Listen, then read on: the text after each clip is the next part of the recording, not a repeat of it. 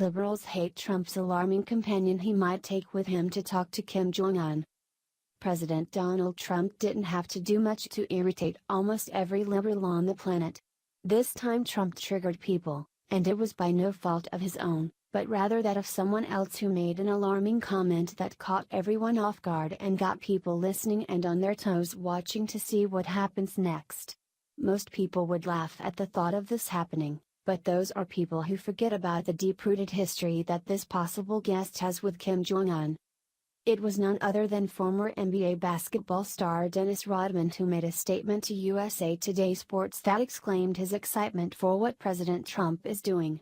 Rodman said nothing but good stuff about Trump and the upcoming meeting with North Korea's leader, Kim Jong-un.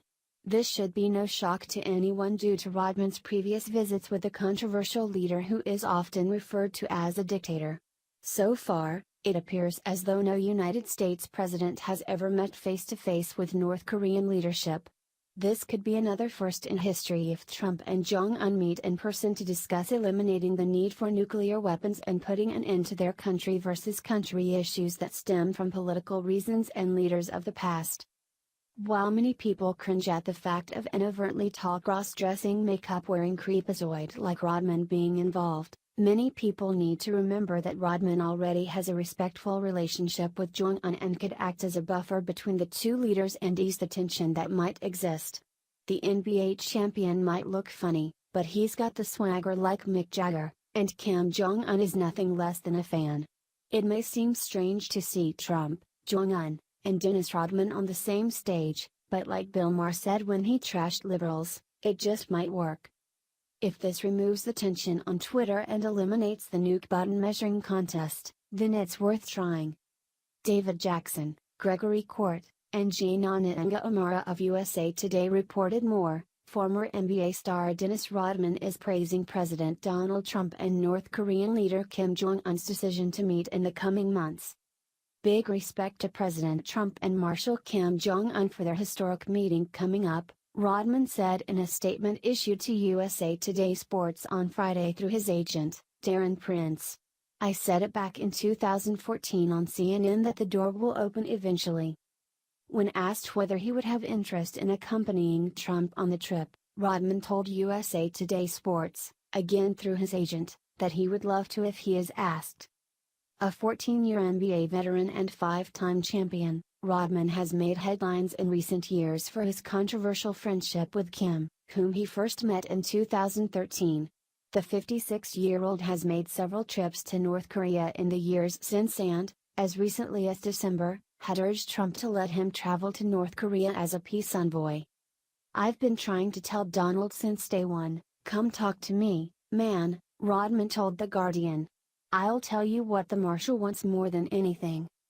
South Korean National Security Advisor Chung Eui-yong told reporters in front of the White House on Thursday that Kim has claimed he is committed to denuclearization and would be willing to meet with Trump. White House spokeswoman Sarah Sanders subsequently said Trump would accept the invitation and meet the North Korean leader at a place and time to be determined. The meeting, if it occurs, would be the first face-to-face meeting between a U.S. president and North Korean leader. In addition to his relationship with Kim, Rodman also has something of a history with Trump, appearing on his Celebrity Apprentice television show in 2009 and 2013. He previously told Agence France Presse, an international news service, that Trump and Kim are pretty much the same people. Liberals cringe at everything President Trump does because liberal and Democrats have become an intolerant party that bases their beliefs on what Bill Maher referred to as tribalism, in which it's one way or the other. There's plenty of Americans who rest their hopes in the central point of politics, and those people can see the best ideas from both sides without turning it into a partisan game. President Donald Trump could have taken Hillary Clinton to meet Kim Jong-un and liberals would still be mad about it. They would call her the president, even though she's not, and won't ever be. She's better off trash-talking American women in India. Don't forget, there's a video of Hillary Clinton falling down steps a few times, and that's what her lasting impression will be since she thinks it's acceptable to talk down to hard-working American women.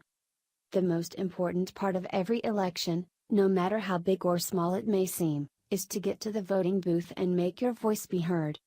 It's okay if Dennis Rodman goes with Trump to meet Kim Jong-un. They'll need an icebreaker anyway, and Rodman will surely provide that.